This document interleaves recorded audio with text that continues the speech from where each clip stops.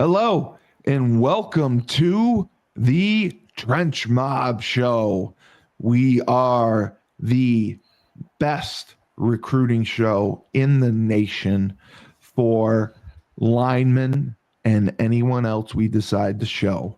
We have the largest audience. We have the best coaches from the Trench Mob down in Decatur, Georgia, who work with offensive and defensive linemen. They compete in 5v5 tournaments all across the nation. They were undefeated this past season. They also do college showcase camps. And I'm proud to say that every camp they attended, a member of the Trench Mob was offered a scholarship.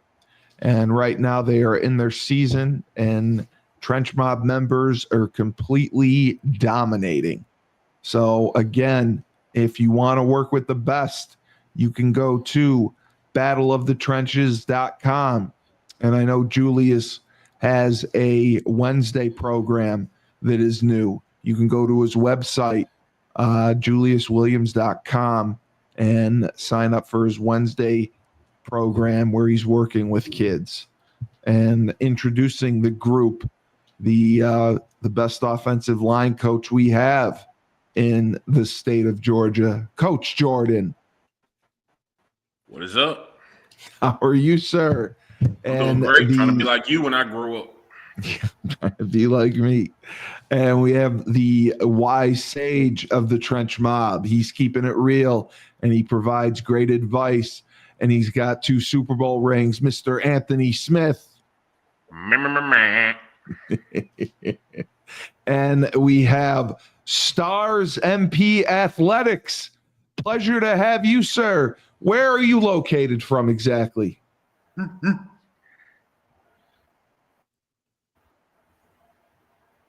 I appreciate it. Yeah. Can you hear me? Yeah, I can hear you. Are you? Did you say you're in? That's why. Are you in Ohio? No. Oh, I missed that. I'm in the Mecca. I am in the Mecca, South Florida. Oh, that's right. You said St. Thomas Aquinas. That's right. You wanted to give a shout out to your boy. Yeah. Chase Goodrich. He got an interception today. He ran it probably about 50, 60 yards today. Interception. Oh, good for him. Yeah, they were playing over there in Europe against the NFL Europe team. They went over there. Really? Oh, yeah. First, I don't know if I'm assuming it's the first high school team to go over and play in another country.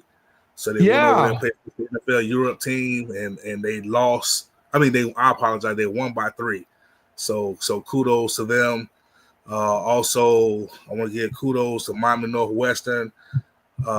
They're doing good as well down here. Miami South Ridge. I got some young bulls over there, some big young bulls, O-line and D-line. They're undefeated down here. We got some dogs. We got some dogs down here in the Mecca. We catching up with the linemen, especially the offensive line, but we're doing some things down here in the Mecca. That is the Mecca for sure. How is IMG Academy doing? They're okay. They're not like how they used to be. That's what I heard. I heard they're not like they used to be. They've dropped off a little bit. They dropped off a little bit, but they're still up there. All those guys, top priority guys. Across the board. With their A team, all those guys have 20 plus offers on every position. So right, that's in Central Florida. That's a Central Florida, but down here, West Palm Beach down, that's kind of where that's my home base. That I train O-line and D-line. Oh, beautiful. Okay. Yeah, also got some other guys that's going to be helping out this year. The Trench Mob, they do a fantastic job in Atlanta, Georgia, period. Just that whole team concept. And I'm not talking about the players. I'm talking about the individuals. Coach Ant, Coach Jordan. Got a bunch of other people that they got a good crew. Make it do what they do. So I applaud them for what they've been doing, and we're gonna keep this coalition going. You know, Yes. it's been growing. Yes. It's been growing. You know, a lot of We individuals needed have been to. reaching out. I mean, we ain't got no choice. You know, it's happening. It's happening. Yeah. Yeah. No, listen, eyes. I'm all for it. I think it's great. I'm a former lineman, and I'm in upstate New York, and you know we don't have anything close to this, a 5v5. So we're looking to talk with you guys and join the coalition and get a 5v5 group started once the season ends. Because everyone does 7-on-7 in flag, and Right. I think this is such a great opportunity to help kids. Help kids get recruited. And I've seen film of these guys where their kids get offered based off their 5v5 films, which I think is cool as shit. Right. Right. All across the board, you know, with our guys. I apologize. No, I just want to know if you handled recruiting as well. Oh yeah. I mean, I don't know. You know, they call me the OG of the group. You know, a lot. You know, I mean, every college coach in the nation call me. And like I said, it's all about helping our guys get exposure. So, you know, not only my guys. I mean, we all help each other out. You know, we family. You know, I know you guys do. You know, we're doing our competition. You know, we in it, but you know, we don't know. We big time family, like big time family. We help each other out on all genres. So, you know, if I get a college coach that need, you know, a guy that needs some assistance up there, same thing, vice versa. Yeah. So as far as to answer your question, yes, I handle recruitment. You do that too. Okay. From the east to west, north to south, mid, west, you name it. So, yes. do you have a website or a way to contact you? Because I'll make sure to put it in the show notes for people, anyone interested in being part of your program or working with you as for recruiting. Absolutely. You can look me up on Instagram, Stars Mentor Program, all lowercase. Yep. So you look me up on Instagram. I also have a website as well, starsmpa.com. All right. I'll put that also in. on Twitter. So they can message you on Twitter, Instagram, or go to your website. Beautiful. Correct. And if you go to the website, they'll see the prompts up there. You can just click the Twitter link or the Instagram link. I'm really active on Instagram. Right. Most people are now. Instagram's taking over. Right. But I can be on all platforms. So Coach Smith and Coach Jordan, I'll ask you because this question came in a couple times. How important is it for these kids to have a social media presence? I mean, is it the best way to put their films up and interact with coaches, or is it better just to, put a film up on YouTube and send them a link? That's what some parents are asking because I guess some of them are trying to limit social media access because they think it does more harm than good. But I think, yeah. For me as a guy that handles recruiting like Coach O, it's 100% important that you have a social media handle, mostly a Twitter. Right. You have to be active on it. Are doing. You do have some coaches that are incognito. They might have an Instagram, may have a TikTok here and there, but it is 100% important that you have at least a Twitter. You have your name, weight, name of the school, GPA, and have your huddle film, whether it's good, whether it's bad, whether it needs work. Oh, I'm sorry, huddle, right? Not YouTube. You keep it on your profile. Like it's the biggest thing now. Like most coaches don't even look at YouTube these days unless they're looking at full games. So most coaches, they just, hey, follow me on X, because that's what kids are doing when they go to camps. I mean, they do it with Coach O, they do it with Coach Ant. As soon as they go to a camp, hey, Coach, follow me on Twitter. Hey, Coach, follow me on Instagram. And, they look at your highlight tape, look at some stuff, make sure some stuff that ain't supposed to be on there. Remember, you're a football player, so you don't want to act like you one of these YNs out here. So you want to be smart about what you're doing, delete all the BS that you got. But to answer that question, not to be long-winded, but I think every coach here can agree it is 100% important to have social media in today's era. Yeah, Coach Smith, I just wonder, and some of the parents wonder about monitoring their Twitter or Instagram and, making sure they're not posting anything that can hurt them.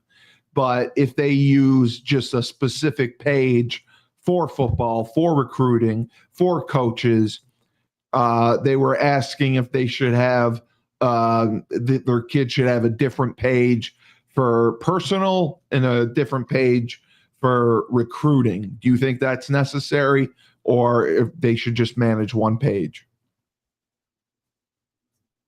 You're on mute. I'm sorry. You're on mute. Oh, my bad. There you go. No, I think one page is sufficient because it keeps coaches from having to go to 5 and 6 different places.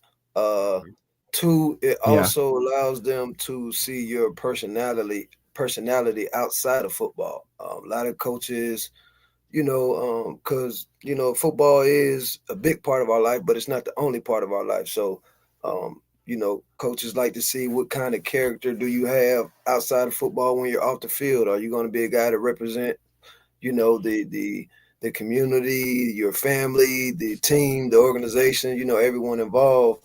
Are you going to be a guy that represents us in the right way, or are you going to be a jerk and, put everybody, under a microscope and have to deal with a whole bunch of BS?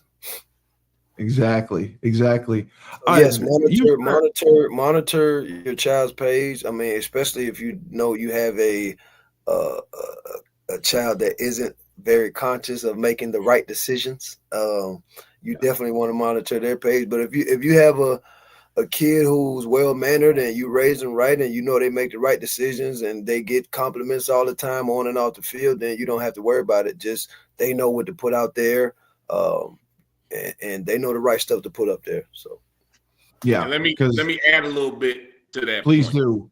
If you're going to monitor your kids' profile, again, as a recruiter, got no problem with it. We all do it as kids. We want to make sure we're posting the right stuff.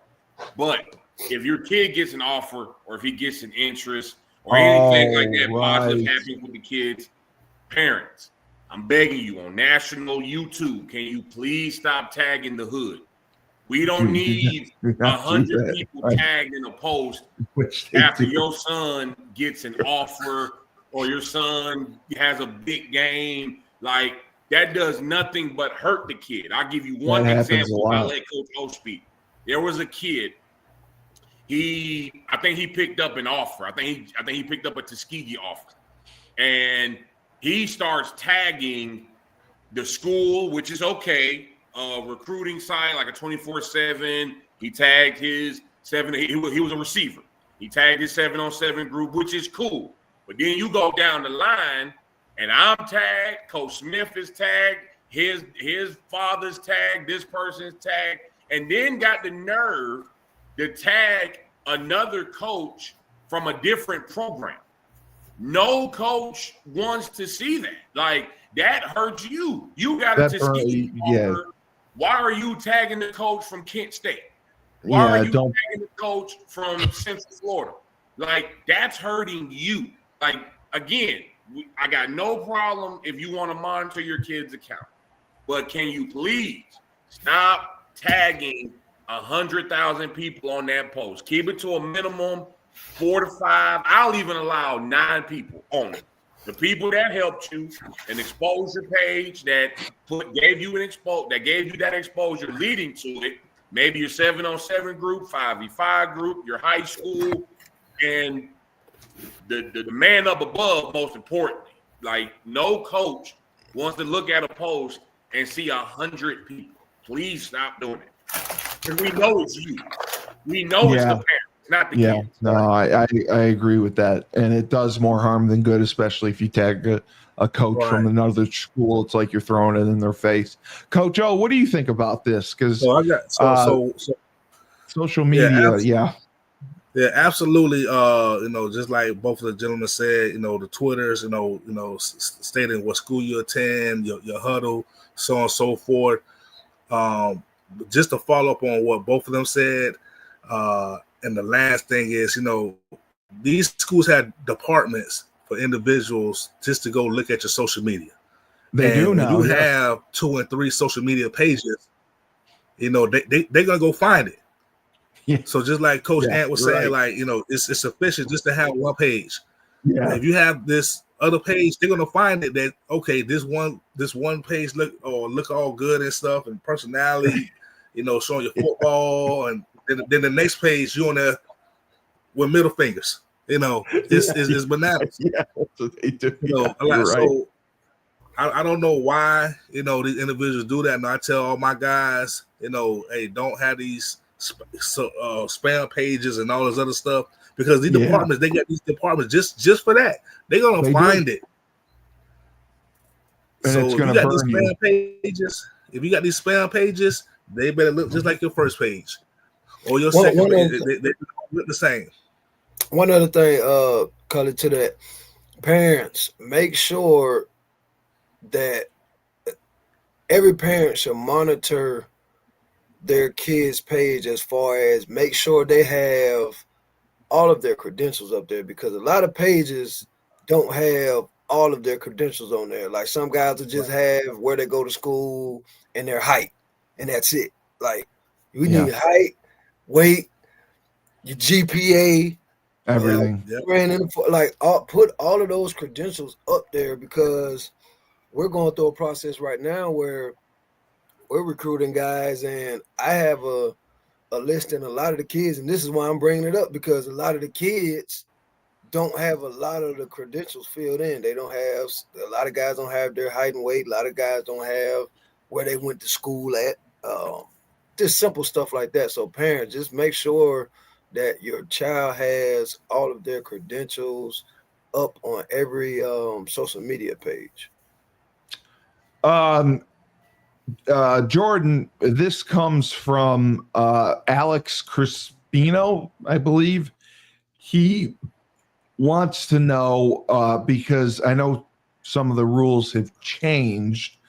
What do kids have to take the SAT and the ACT, or the ACT, and would you encourage them to do so? Because I know some schools don't require it anymore, but he's curious if that's something that they should take part in.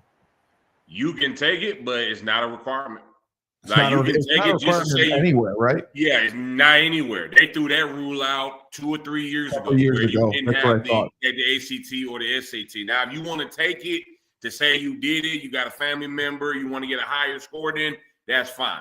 But all out of these colleges, what they're doing now, because of these new rules, because of kids going in the portal and just getting straight GPAs and all this other stuff, because back in the day, 10, 12 years ago, you could have a 2.2, 2.4, and you get a 1,200, 1,300 on the SAT, or you get like a 22, 24 on the ACT, and you walking right through the door. These days, all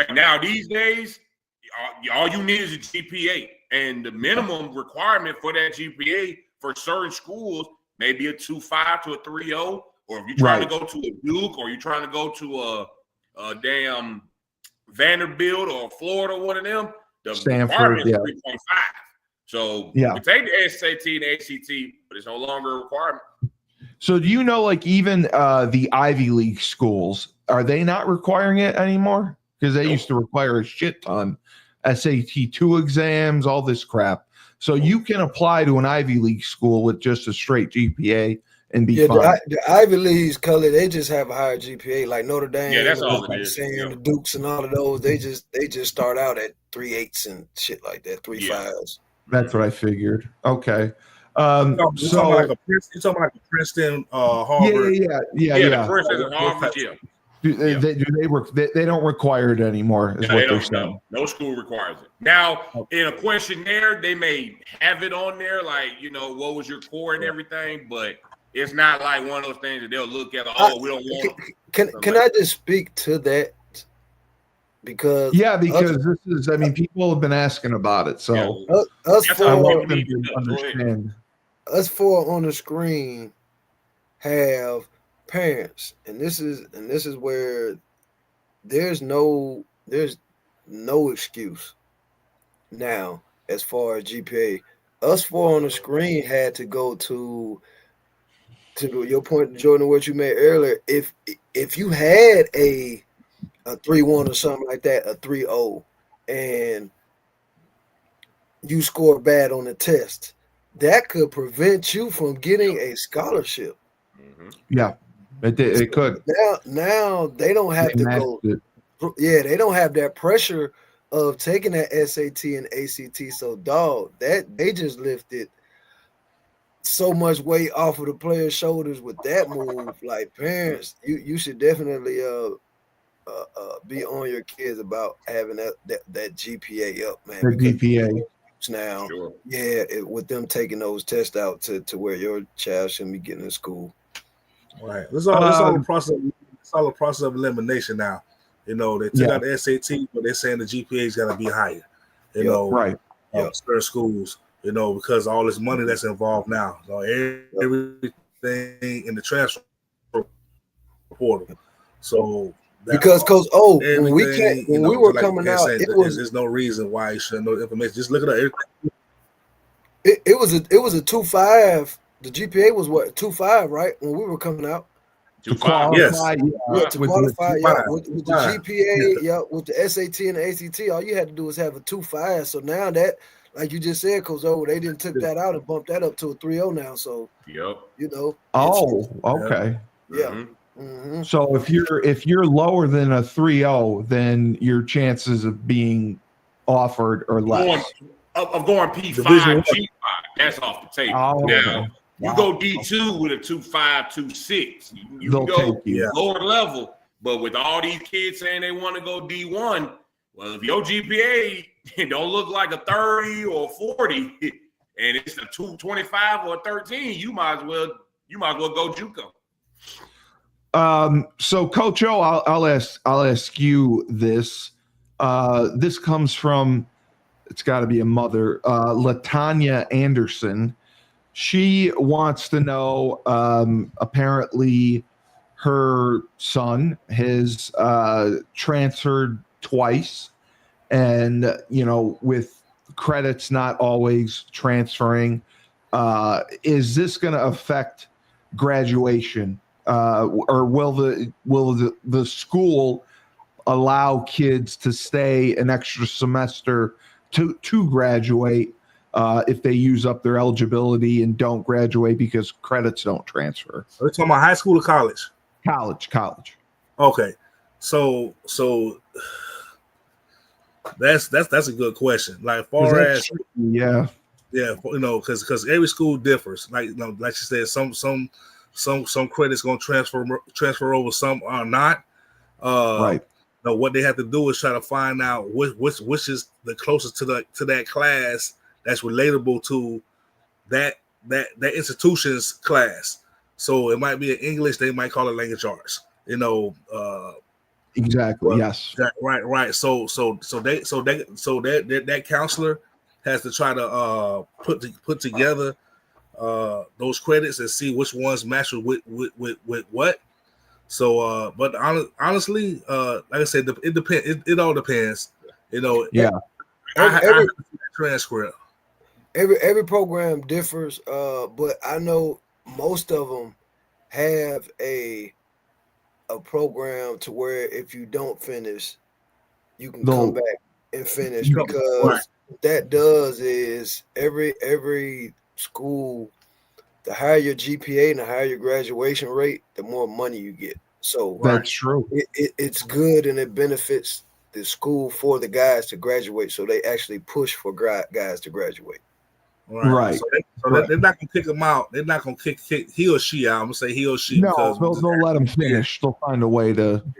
Right. Now it just comes back to all of that technical stuff as far as different schools having funding for guys to come back in. You may have to pay a small portion, maybe half the tuition to finish out school. So, it's just relevant to the program and what they got going on. And Coach Jordan, I would think also with, so many schools having summer programs, so many schools now have like these winter intercession programs where you can take class. If you are behind, you should be able to catch up if you do that, right? No, for sure. 100%, especially in the summer. Because especially when you're trying to graduate or you're trying to transfer, do whatever you're trying to do, if you know you're down 2 or 3 classes, then you might want to take that part seriously, especially in the summer, because you ain't got nothing else to do in the summer. So there's 2, because I did it my whole 4 years. I went to summer school my whole 4 years, and because I did too. Because I wanted to finish, they have what's called a Maymester, so you can go to summer school and Maymester to get extra credits and more credits to finish. Yeah. No, I always did it too, just because I would want to take a lighter class load during the season. Right. So that was another reason. But yeah, they were concerned about that. Tool Time wants to know, Coach Jordan, we'll start with you. My son has received several offers. He tried to commit last week to a program and was told that his offer was no longer valid. And they're concerned about this because, they have received multiple offers. And, you talked about this before. If you're offered a verbal, it's not binding. And even if you commit and you wait too long, you could lose that spot. So they're kind of asking, from here, should they try to commit to the other programs? And for, I guess, anyone's sake, when would be a good time to make a decision? Because it seems like kids are being offered earlier and earlier. Does that mean they need to make a decision early, or risk losing that spot? Well, the first thing I would ask is, did she put who the kid is and what grade the kid is? It's a senior. It's a senior. Yes. He's a senior. Okay. So the kid tried to commit. He called the school. They didn't, and they said it wasn't there. That means that offer was never committable from the jump. And some of these schools are starting to go younger and younger because of what they're getting in the portal.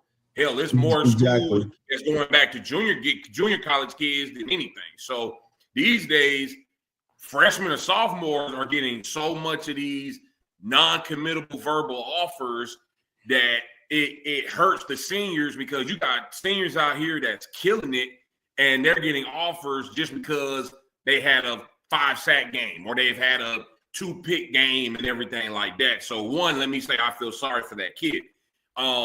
If you're a senior right now and we're in October, you need to try to go ahead and commit right then and there, because it's not the same thing where it's not the same, especially now. So if he's got several offers and the first school wasn't a good look,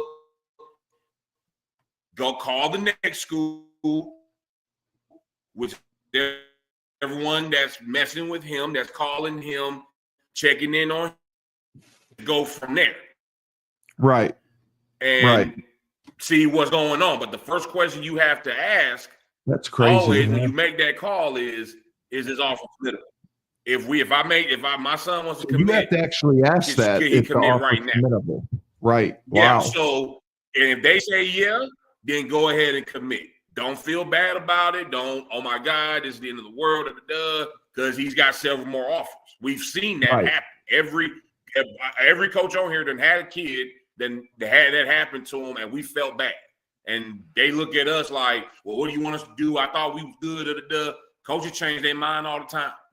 Coaches will change their mind the day before signing day, just because they feel like you was playing games. So I wouldn't commit early. I would commit when I'm ready, when I've taken my visits, when I know I'm locked into a school, when I know this school has my major, it's not too far from the family, but even if it is too far from the family, it's a good fit. I would commit junior year, senior year, but for this young man, I would commit tomorrow if I could. Yeah, because they're kind of make sure we're solidified. Because not to be long-winded, but it's kids getting injured, it's kids doing this, it's kids trying to reclass up and down. Yeah, so you want to take care of yourself than anything. And again, first question you better ask is this offer committable? Because you don't want that to happen 2 times in a row. So you got to make sure to know that. Is this offer committable? Go ahead, Coach Smith. These relationships are like girlfriends, right?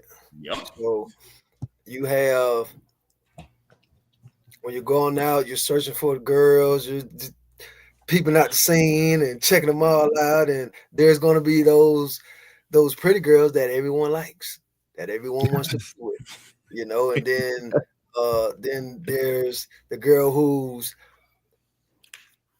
she's a little bit less pretty. Her smile isn't as pretty. She may have her butt may be a little smaller, or she may be a little bit more undersized or whatever, but she's the one that likes you the most. She's the one that adores you. She's the one that when she sees you, her eyes get all big and they light up and she's smiling from cheek to cheek, right?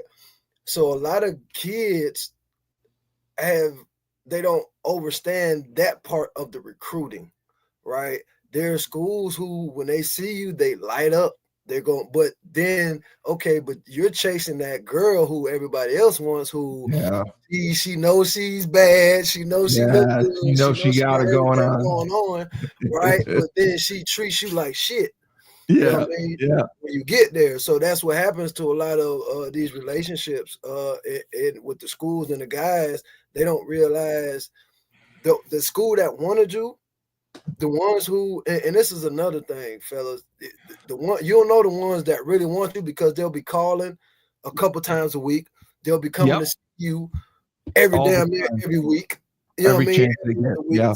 Sending a representative, it may be different, but that's when you'll know how serious schools are. When you get to schools that are sending people either weekly or bi-weekly or calling you every other week or weekly, those are the schools that you want to take the most interest in, because all of the other schools are just fillers. They'll throw their rod out there to see if they can catch you. But if you're a good enough player to where, okay, we want you or we'll take you, but if we can get this guy, then we're not the loop. But if we can't get this guy, then you're good enough to where we can take you. So that's what happens. Guys end up waiting, trying to go after those bigger schools. And by the time, you come back around, the time they moved on, a couple guys then accepted those offers, and now you don't have one. Exactly. And I think that's what happened here. Coach O, what would you say to this?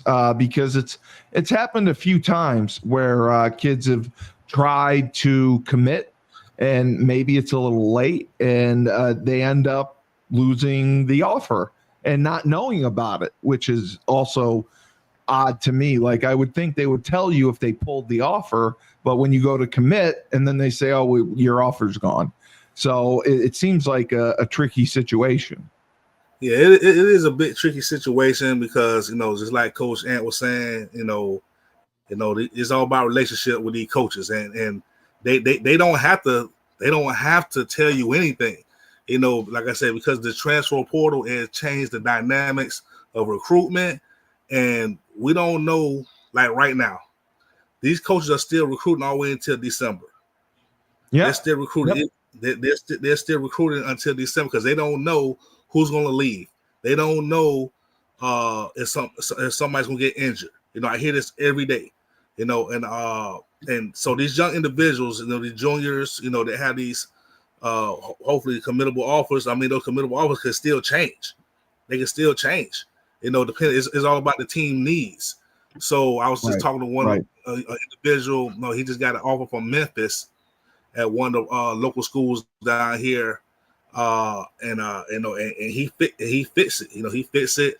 He's going to be getting a couple more offers as well, but Now I was telling him, hey, let's see how the relationship going these next couple weeks. You need to go ahead and commit right now and lock it in. Don't waste time. Lock it in. We're not going. No, you can't waste time. Like I said, this transfer portal has changed up things tremendously. Because you're risking it big, right? By doing that. Oh, yeah. Absolutely. But like I say, those other ways, everybody dreams to play D1. There's other pathways to get there. You might have to go Division II. You might have to go Division III. I like it's a school here. Exactly. Yes. So it's a school here in West Palm Beach called Kaiser University, right? NAIA. I've seen individuals within these last couple of years transfer from NAIA straight to Division I. The D2s don't want to play the damn team. They're that good. So it's all about you as an individual, what you put in, and you'll be seen. And also, whoever you with, Trench Mob, myself, we're gonna always try to help you out. But it's all about the character, right? So if you're a dickhead athlete, not gonna help you out. You're not trusting in the process, we're not gonna help you out. You have to trust in the process and know that we're not gonna lead you down the wrong path. You understand? So to answer that question, back to the original question, if you got a committable offer, lock it in and go where you need to go. And if you plan on moving, hopefully you don't have to. But you have that option. Yeah. Let's do what we need to do. And would you recommend, obviously, working with the Trench Mob or working with someone like yourself, having someone that's experienced in recruiting to kind of navigate that? Because a lot of parents are naive to the process. Even a lot of high school coaches are naive to the process. Yeah, that's what I thought. So don't try to do it alone. No, don't try to do it alone unless you just got those type of relationships. It's some coaches that don't need it. But I'm gonna be honest with you. How I feel, I just feel there's too many schools out here for everybody not to get to one. I agree with that. So sometimes these coaches, I don't coach at no high school, but sometimes these coaches feel like I know everything, and they do. That one kid slipped through the crack, and then next thing you see him on 30 for 30. Man, my high school coach didn't help me, but the coach from Stars helped me out. The coach from Trenchmont helped me out. Look where I'm at now. You see it all the time. Right. You're right. All right, I will put on our first player here. We have Grant Pearch from Dunwoody High School in Dunwoody, Georgia. Can you tell me where this is, Coach Jordan? So Grant Pearch is one of those kids that reached out the last couple weeks trying to get some exposure. It's a nice 5A program in DeKalb County. They play 5A ball. They play some of the best. They play Maris. They play St. Pius. They may play a Blessed Trinity here and there. I saw the kids film. He played both sides of the ball. Very athletic. Got a nice little punch.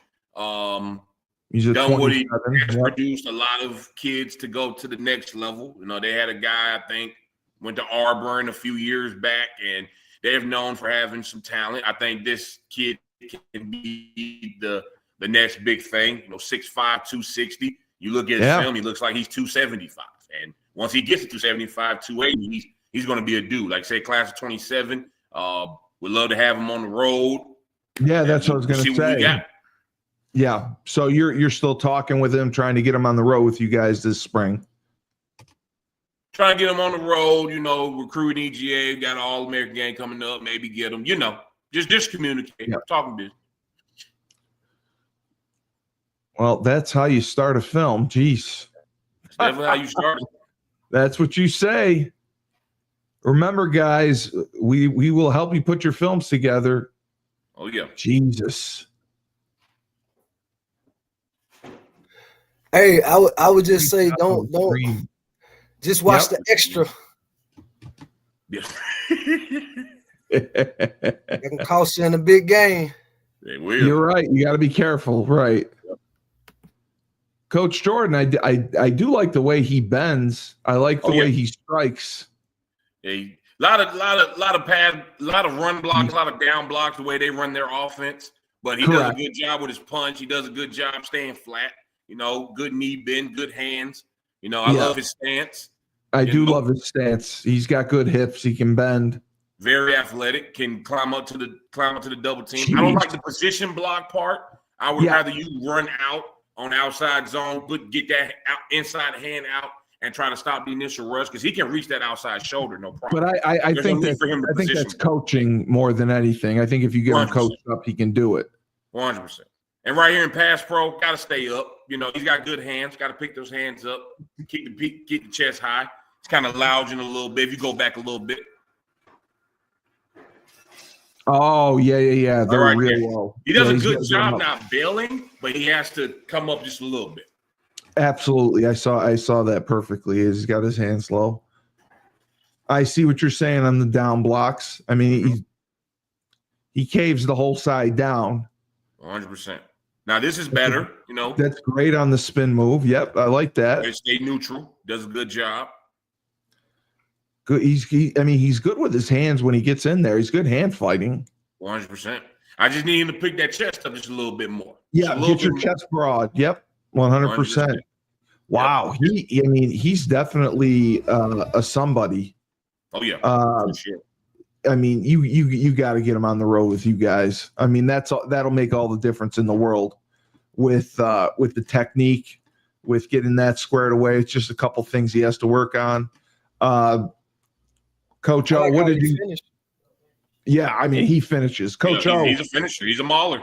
I would like to see more in the pass pro department with his film. Yeah, they didn't show a lot because that's what coaches are going to ask. I think he's a G5, D1, AA type of player. I don't think he's a D2 type of guy. He's definitely got that D1 size. But if you're watching, you got to put more pass pros in your film. We can. Right. Yes, coaches want maulers. Don't get me wrong. Coach O can attest to this. Yes, they want maulers, but they also want to see you getting athletic. We saw you in the spring game. Saw you big chest up, got to pick the chest up a little bit, but we got to see some more pass pros. We see that, you're in good shape. Coach O? Yeah, I feel the same way. I feel the same way, a little bit more pass pro. He definitely got some good bend. He's definitely showing that he's a mauler, but like the coaches want to see him being versatile because, hey, this is a passing league, touchdowns, they want to see touchdowns, if you can't pass protect, you're gonna be in some trouble. Yeah, you're gonna be in trouble. Yeah, I agree. The coaches definitely want to see that more. I had to talk to a gentleman about that the other day, about his film. Telling him he need to put more pass pro in there because he's just showing. I like to tell my guys, hey, take you guys to the bleachers. Take them to the bleachers. Well, no, but like I said, you gotta have a pass pro in there in the beginning, and you can throw some mauling in there as well, so you show that you're athletic. That you can move your feet in all instances. Absolutely. Right. Yeah, I think that too. I think especially on these films, you have to show that you can execute every block that you're going to be asked to execute at the college level. Zone blocking, down blocking, pass blocking, getting out on screen, all that different stuff. The more you can show, the better it will be for you. That you can show you're capable of executing those blocks. So this is Kaden Solecki from Rocky Mountain High in Meriden, Idaho. Love it already. Another kid, on film, he plays a little guard, plays a little tackle, does some good stuff. Another mauler, very good hands, finishes people. I think same way I felt about the first kid. I think he's a great kid. The film gonna speak for itself. You're gonna see 6'3", 270, and then you look at the competition and you say, well, this is Idaho. So exactly. You gotta dominate. And he does a great job dominating competition. Yeah, and he's another class of 27, which is good. He's got some time. And let's see. Oh, Jesus. He gets off the ball. He gets off the ball fast. I'd like to see his hand placement a little bit better, but geez. Agreed. He's finishing. Yeah, oh my God. So he snaps too. Jeez. Yeah, I would like to see some center. I think he has a goal at center. Yeah, I think. Gee, Good job with the double team. I think he's a good snatch right there. I think if he plays center, that's going to be a big help to him. Jeez. Relentless attack. Does a good job on the step. Right there. Yeah. Steps to the right, goes the other way. Eyeing his linebacker. Great exactly. Feet. Tracks him and just finishes him. Does a great job. Leave your nuts on his head. Your nuts. Absolutely. You gotta do that. And the beauty of him, he's not stalemated. He's making contact and he's going. No. Most guys, they stalemate. That was my problem in college. I was a stalemater until you can move down the field. He puts hands on people and he's going. Yeah, I mean he's just abusing these kids. Oh yeah. Yeah, he's definitely getting the job done. Yeah, he's gotta get on the road with you guys. What's this? You guys said this. Like the better competition, the more competition you can face, the better. I was. But see, look, we are a minute 37. What's his Instagram? What's his Instagram? Hey man, hey, Coach. Oh, I see what you're doing. Hey man. No. His information. His information is in the. But now, hey, his a minute in, I ain't seen one pass pro rep yet. No, I was going to say the same thing. I don't know if right, it's not one competition or if he's actually master, because he didn't got we didn't seen at least 7 damn pancakes. Like everyone's gone to the ground. He's killing dudes. I say it's both. I think it's both. He getting up. Well, he like if you see him, like when he getting up under him, like he's dumping them every time. Yeah, so it's like he's finishing dudes. Like he's doing what me and Coach O teach. Like that's what we're looking. That's a good job on the snatch right there. He didn't find niche to where he didn't. He took a bad step there, but he's comfortable. He's very comfortable. Just gotta see more pass pro. We get it. You're a mauler. You're a run stopper. Yeah. You're good in double teams. You got great feet. Gotta see some pass pro. We just said it with the first kid. Good slide protection right there. Yeah. Cool. He dropped right down. That's good. That's pass pro. We gotta see it. I really like his footwork. He keeps his base. He takes the right steps. Mm-hmm. This is good, showing him pulling. That's what you want to see, that the kid can pull. But Jesus, but I agree with you. Now that's my only complaint. I'm nitpicking with his stance. I don't like this. So I'm gonna tell you, right, like this gentleman here, it's just this is how the 5v5 is gonna help him. Right. Correct. Yes. It's gonna help him. Because like I say, we see him dominate. He dominated. But once he comes, to the 5v5 and he's going against other gentlemen, these guys from all over, and he shows what he's doing. Right. If he's showing this same type of attitude in the pass plays, when we're doing pass setting and being a dog out there, he gonna be all right. He's gonna be straight because he's gonna go get some of the top talent around the nation once he comes on. Coach Jordan, my only concern with him is the best. Do you think he's a legit 6'3"? I think he is. He looks like it. But then you look at the other film, everybody looks like they 5'8", 5'9". You know what I mean? Yeah, that's not his fault. We don't hear much about Idaho football that much, so it's a good job that we gave him some love. But like we tell everybody that you got to dominate the competition, and he's doing a great job. He can't control who he's playing against. Yes, he can't control that. But like to Coach O's point, if you get on the road and you go to a tournament in Florida, you see the best in Florida. And you go to a tournament in Georgia, you go to a tournament in Ohio, like that's gonna bring it out of you. If you say you the man and you run Idaho and you want to put Idaho on the map, that's how you do it. The film is great.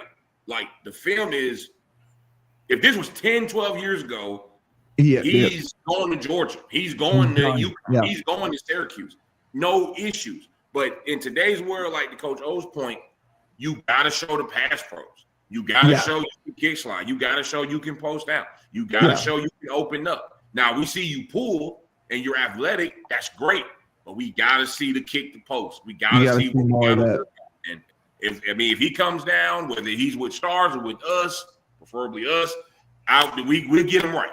We're gonna do our job. And it's an investment to be with a 5v5 group, because the ratio of kids that you work with to kids who end up playing college football or getting scholarships is tremendous. And a kid like this, just being from Idaho, just because it's not the best competition, he's going to have the opportunity to play against the best. So I think for sure he should invest in that. So two things happen in these competitions, Cully, right? You get better, or you get broken. And you get pushed. Yeah, absolutely. You know what I mean? So you separate the men from the boys.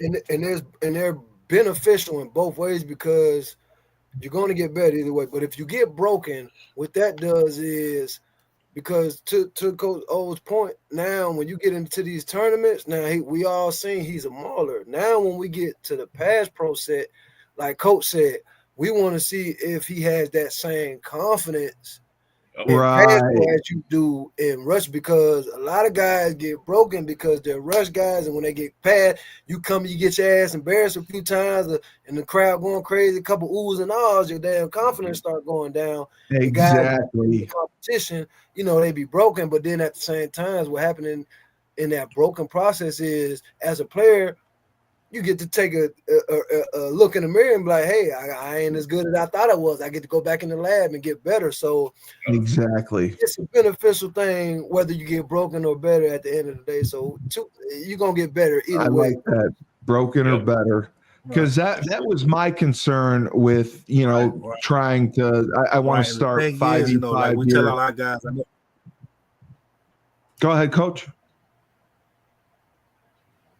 You go ahead, Coach O.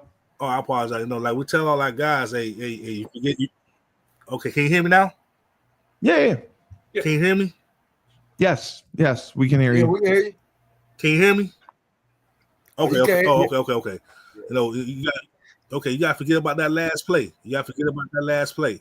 Short memory. I think mine's running kind of slow. Oh no, we can hear you. Yeah, you short memory. And I'm just gonna give you I'm gonna give you a quick story.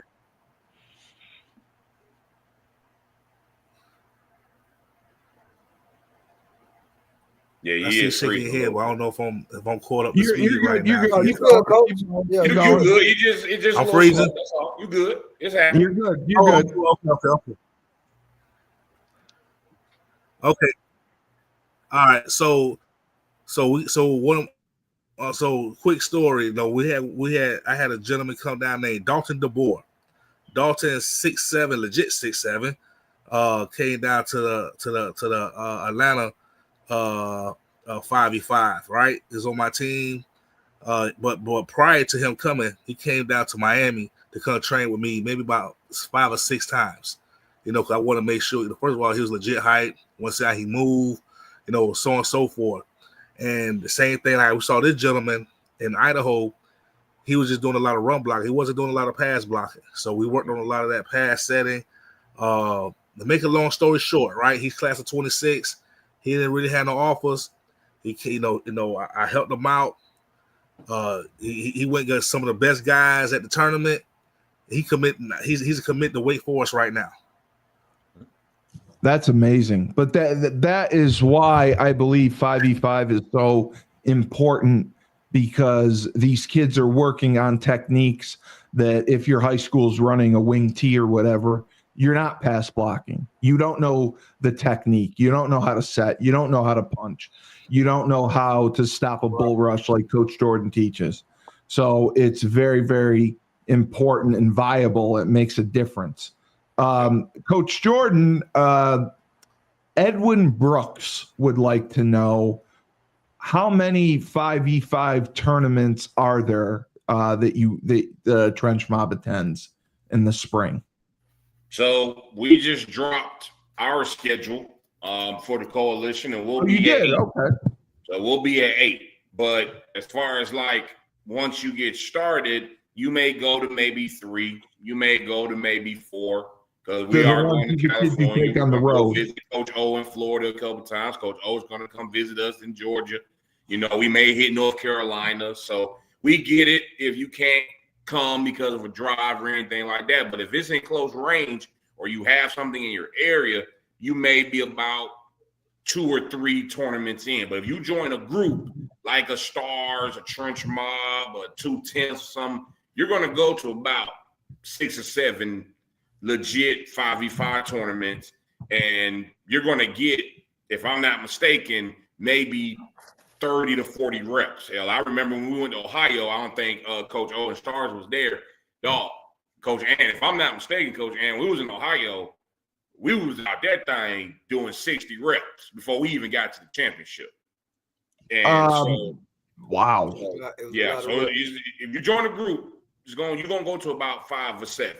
Now, the other question is, because I know you have a lot of kids, are all the kids eligible to come on the road, or do you like pick a team like in college who's dressing for road games? No, Kelly, no. Everybody is No. not. No. Everybody is not eligible. Okay, That's what he was asking. That's what he was asking. Yeah. Young dudes to juniors. Now, our coalition, we allow 1 or 2 seniors, but you better not have 1 offer. Even before that, like you have to be able to, even if you're in a program, you just don't get to be in a program and travel with us. You have to. Right. There's a certain amount of guys that we pick. Sometimes we take 2 teams depending on how many guys we got and can travel to that certain city, but you know, normally we may travel 15 guys or something like okay. that. So, yeah, that's true. So it'll be three rounds or 3 deep that'll go to the tournament and get reps again. Okay. Oh yeah. All right. That was kind of what they were asking. Well, if you're not ready, because what happens is we had one of our guys last year who was he's a ranked sophomore and has offers already, and he went up against another kid who was the top DN in the country, and in his rep, the first rep that he took, he ended up breaking his wrist. So we're not going to send guys out there who are not ready, because they're not ready. The probability of you getting hurt is you don't want that. Heighten your chances even more. So yeah, we definitely have a protocol to where we make sure the guys are game ready and won't hurt themselves and possibly their career. Yep. Absolutely. Okay, so roughly 15 will travel, and you'll get 3 rounds, but you still train as many kids as you can, and then obviously, because I know there's younger kids that get reps as well. There's youth. If we see fit, Cody, that we can take 2 teams, then we'll take 2 teams. But okay. Yeah, but if we see fit that we only got, we ain't got enough guys who can travel this week who are dogs, then we'll just take 1 team. Wow, and they take all the reps. Yeah. Yep. Wow. Okay. Yeah. All right. So this is now there's going to be some renegade guys, but mostly for us, it'll be whatever. What Coach Julius, like Coach Ant said, maybe 1 group. Yep. So let me ask you this, because we're talking about creating a 5v5 team here in New York, and the partner I work with is Dave Schumann. He has several 7-on-7 teams, 7-on-7 clubs, travel clubs, and he wants to do 5v5 as well. If he puts together 5 events, is that something that if it's scheduled properly that you guys would consider coming up to? Because I know you come to Massachusetts, right? Yeah. Well, Because I was just we curious. already have the schedule already put together right now. Not to say that nothing can't change.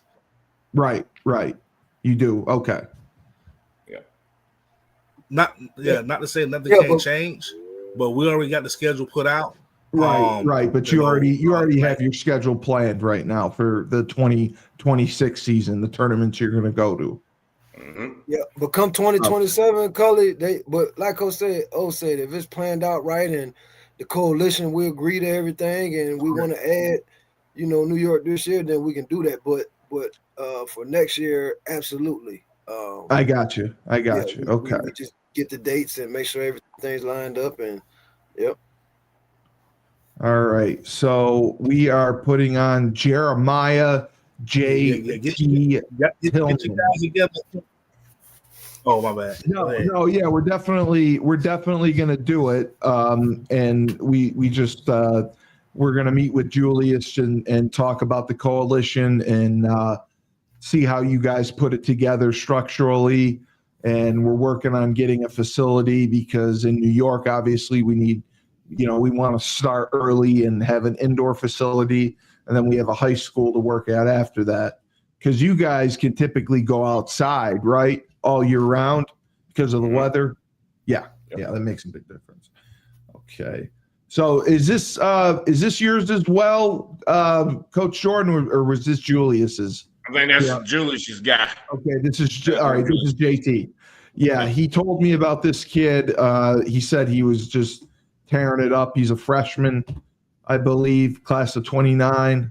Mm-hmm. He's an edge. Now, I always see this. I apologize. What does this mean? If I click back to it, when it says CO, class of. Oh. Yeah. I apologize. I am a dumbass. I apologize. I always see that and I wonder, what is he, a center? I was like, CO. Okay, so it means class of. All right. Center offensive guard. Cully's a dumbass. There we go. Jeez.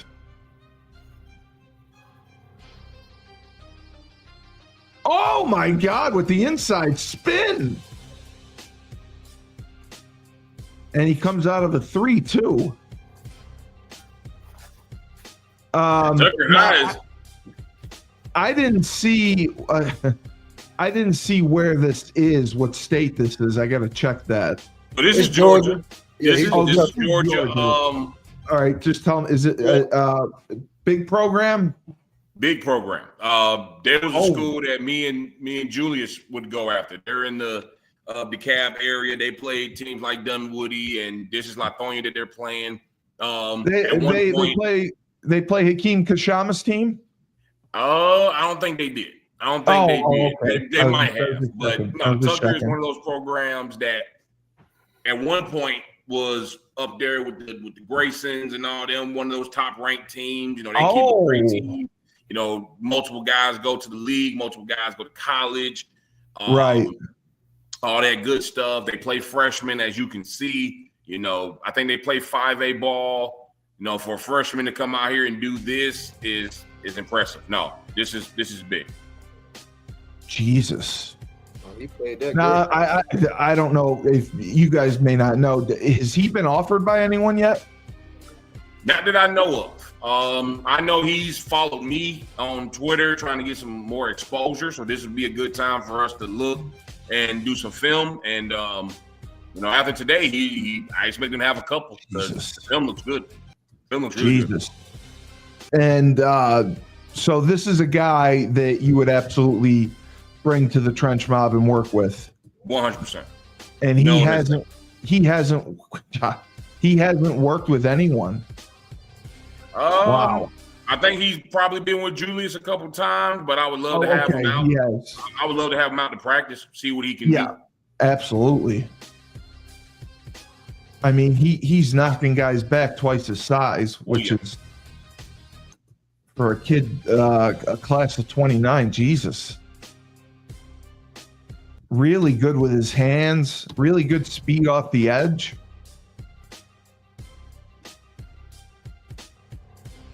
My God, that guy didn't even have a chance.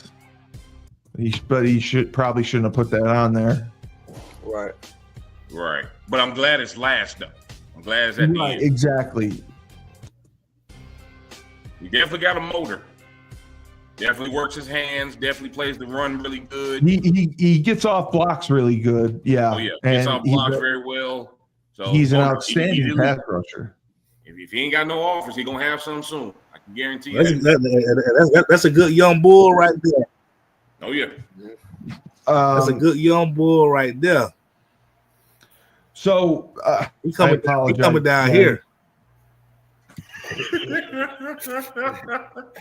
I apologize again. LaTanya has asked several questions. She wants to know if you were to take her son on the road for a tournament, what is the cost for a tournament fee, and do the parents come and travel with you?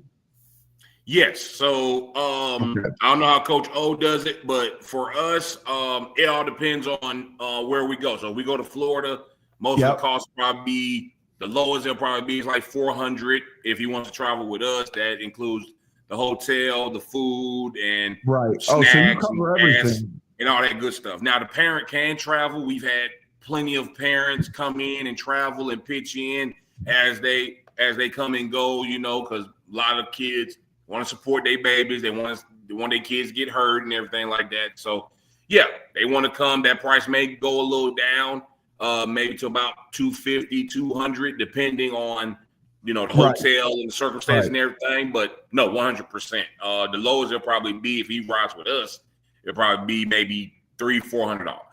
So if you take 15 kids, do you typically drive them 3 carloads of kids, or how does that work? Do you rent a van? I was just curious.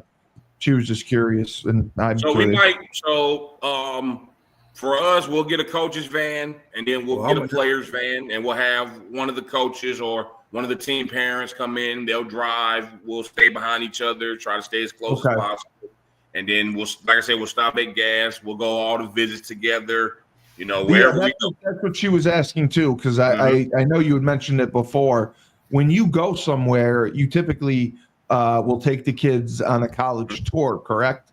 Yep, we'll go to certain colleges, whether it's D1, D2, absolutely. So we'll go there and make it happen. The parents are welcome to come and enjoy themselves like the kids. So yeah. Here's an example, Cody. Like when we go to North Carolina, right? We'll hit NC State, we'll hit Duke, we'll hit North Carolina, Charlotte. NC Charlotte. Oh my God, really? Yep. And then the parents, the parents they'll be right there, and they get to come and take the tour and meet the coaches and walk around and do all that good stuff too. So it's an experience for them too. That is that's a great experience. How just my curiosity, how are the coaches if you say, hey, that's what makes us real different. Yeah. But like if you go to, you call NC State and you say, we're the Trench Mob, we have 5v5 team, we're coming to the area for a tournament, can we come by and get a tour? They're cool with that. Everyone's good with that, and you guys have relationships now with all these coaches all over the country because of this. Right. So that's huge. So like to answer point. So if we go to NC State, I got a friend of mine whose name is Tyler Jones. He's one of the assistant directors for recruiting for the O-line. Either me or Coach Ant will get on the phone. Hey, got a tournament coming up. Let's say on the 15th. We got my kids. We got stars. We got about 30 kids. And we want to come up, do a visit, however y'all want to do it. Y'all can show us the entire campus, or y'all can show us just the weight room and everything. Give them a feel. Right.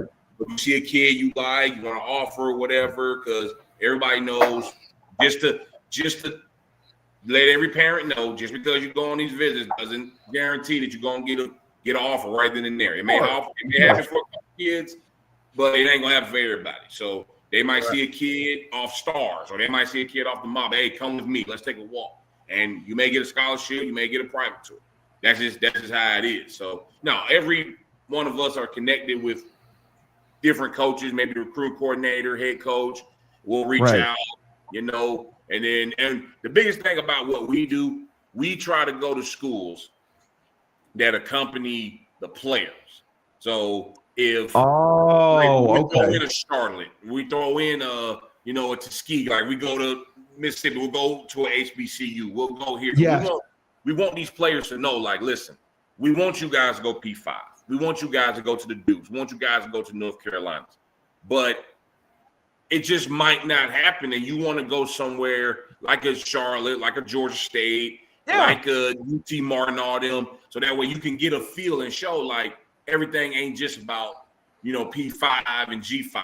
Look at all some people with D1 facilities. Look at these D1 AA's that got these D1 facilities. So we as a group, as a coalition, man, we do a good job going to schools that we know for sure that at least 2 kids are going to get pulled to the side and say, hey, we want to bring you back, all that good stuff. Wow. Okay.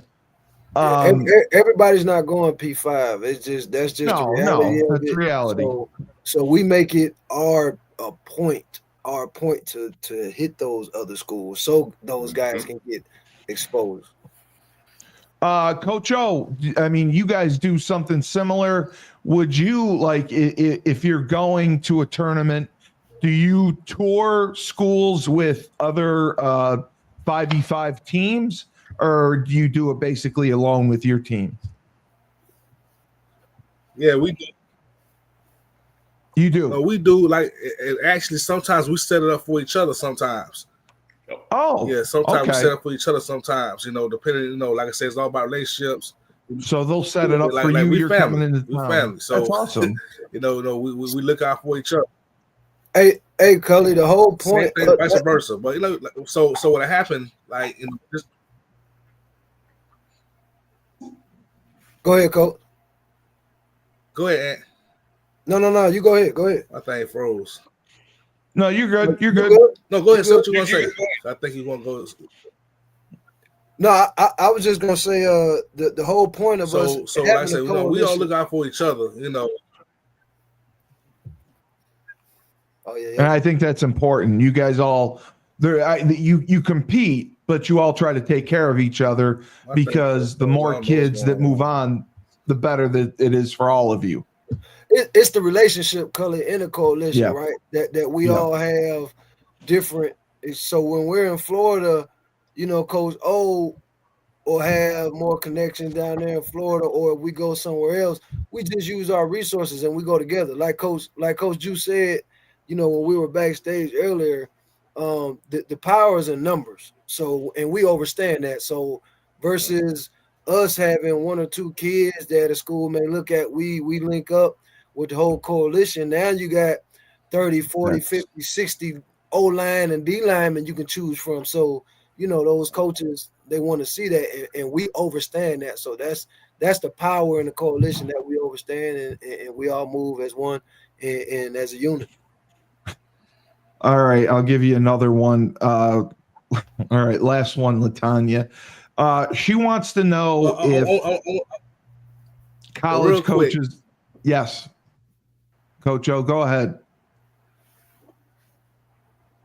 I apologize. So far as touring with myself, though, we fly. I know they fly too. We fly or we drive, depending on the situation. So let's say, UCF and FAU and University of Florida want to see us. Instead of us flying, we'll drive up, so we'll stop at those schools and route up to Georgia. Right. Okay. That makes a lot more sense. Right. So en route, we'll stop at certain schools that want to see certain guys, and then the other guys they haven't seen before, they'll be like, "Oh, who's this damn kid? Who's this class of 29 kid? Like this kid, it's all about them getting that exposure. That's what it's all about. them putting eyes on these individuals that nobody knew about. Like just like this kid from Idaho, he come to the coalition, he went trench mob, and these guys see like, and it's a 6'3" center, and he a dog like that, it's gonna open up a lot of eyes that he's not getting to Idaho. So absolutely. That's so we're gonna have our tournament, but we have to go by the schools. That's Coach Jordan, Latanya also wants to know, do college coaches attend 5v5 tournaments? Are they allowed to? Certain D1s and D1AAs will probably be incognito about it, depending on the time period. But most D2s, NAIAs, and JUCOs, they'll be there.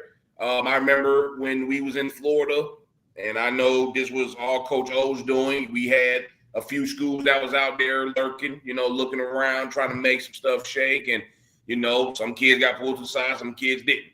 I know we went to North Carolina, NC State. We went up there. I don't think no coach went, but they saw it. They saw clips. And the schools that don't come, what they do is, so we got a video guy. Coach O has a video guy. You have a great video.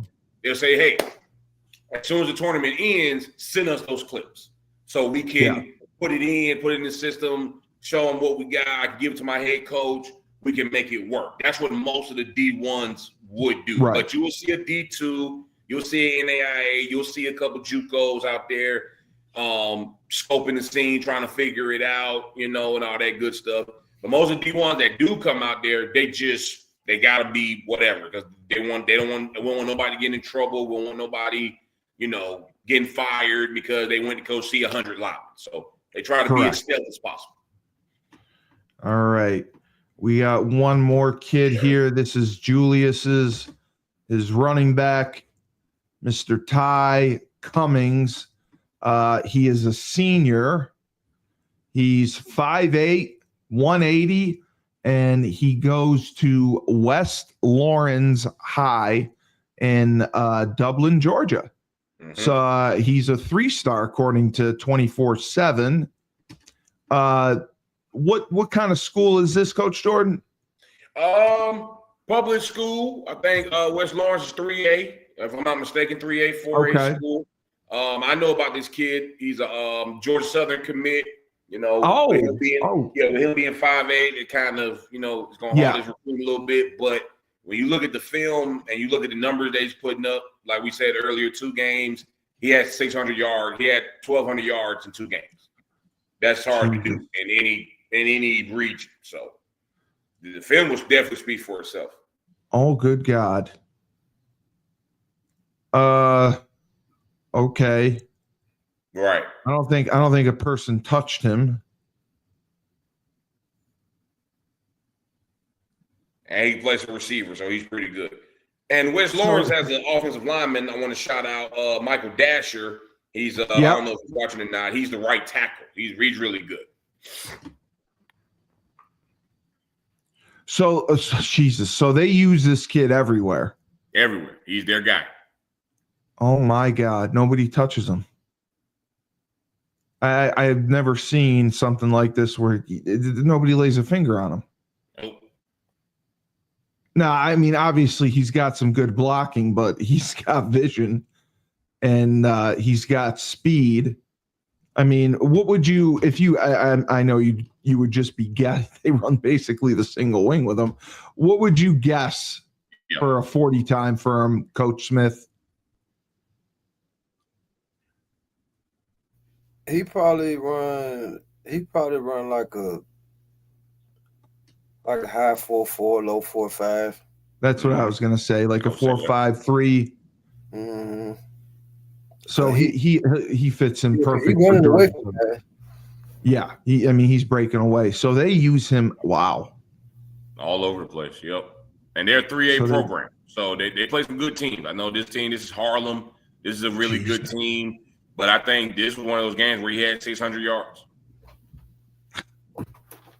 Well, I can see that because he has, every carry is 30 or 40 yards or more.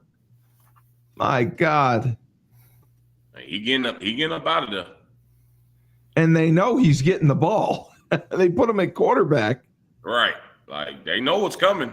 And I'm looking at the record right now. They're 6-0, 4-0 in their region, and he's a big part, man. Georgia Southern's getting the kid. Georgia Southern's definitely getting the dude. And your right tackle, that's a great job right there with a reach block. Oh, yeah. My God. So they're 6-0. Do they play? Is it 10 games? We play 10. Yep, they play 10. Jesus. And the guy's name is Grady Howell, not Michael Dasher. I was thinking about somebody else. The guy's name is Grady Howell, who plays for them. He's their right tackle. So shout out to Grady. Like, I just cannot believe. I mean, he's got such good vision where, I mean, he hits the hole, he turns it up, and he's out the gate. He's completely gone. So he's a Georgia Southern commit. And if he was a little bit taller, he'd be going to a bigger program. And you think he's a legit 4.5, high 4.4. Okay. Congratulations, young man. Yeah, geez. Sure. Let me get this. Okay. So someone who is in I know you've okay, so Alabama. You've had kids from Alabama that come to Trench Mob, correct? Yes. Okay. So someone from Alabama, if they sign up for Trench Mob, I know Sunday's your big workout day, but if they're able, like, would you take a kid who's able to get down once a week and do virtual workouts? Is that possible, or you prefer someone who's going to be able to come 2 or 3 times a week? If they could come once a week, they could come once a week. You know, like Coach O said, he had a kid come down all the way from another state who would come every other day, and they worked out days. Okay. You know, if you could come 2 or 3 days a week, which would have to be in the off season, then that's cool. But if you can come on a Sunday, if you can come on a Saturday, you know, during the off season, and then get ready for training, that'll be fine. Okay. All right. Perfect. Right there. And Trench Mob, you guys obviously help them put together their highlight films, right? Okay. We can. We can. That would be something, you know. That's what I know. Coach Suarez does that. Definitely give them some tips on how to put it together, what to do, and all that good stuff. Yep. All right. Well, Xavier wants your opinion. Oh, this is a little off topic. The transfer portal, basically roster turnover being, 60, 50 guys per year. It seems like it's been hit or miss for some schools where they're taking kids and they're not really getting what maybe they thought they were getting. And you're seeing the fall off. And the other question he wanted to know, basically, NIL negotiations. Looking for someone to take them on, to represent them. Are there specific agents or agencies that handle strictly college players and do NIL deals? And his question, I guess he's got someone, his son is committed somewhere, but they haven't talked money yet. And that was his concern. Is that something that's done early on, or is that something that's done when they sign the paperwork officially? Or it can depend. To answer that question, I'll go to the transfer portal question first. It is what it is. You get what you get. You wanted a kid. You wanted an offensive lineman, 6'6", 300. He didn't pan out. That you got to do the paperwork. You got to do your background check. It is what it is. Some people, it's just like high school. Kid might come in, he looked the part, but then he goes out there and he can't bust a break. It is what it is. You know what I mean? Some schools get it right. Some schools don't. You know, we're looking at, not to throw a school out there, but let's look at Colorado. You know, look at how many transfers they had, and then you look at the 3 years that's happening and all that good stuff. Not gonna get too deep in it, but it is what it is. Some people pan out, some people don't. Worry about. Well, North Carolina too. North Carolina takes 7. You know, yeah. Hey, it happens. Now, as far as NIL, yes, there are agents that are out here that only deal with colleges. Okay. Once you commit, before you commit, that needs to be, and I could be wrong, Coach Ant, but that needs to be a conversation that has to be had before you commit. Like, you need to get in there with your coach and say, hey, listen, what is he going to get? What's going to be the number? And let's get it all together. You don't want to wait down the road and then, like, to Coach Ant's point that he says every week, you know, everyone is a 1-year deal. You know, you don't want to always sign that 1-year deal. You want to get the best deal possible.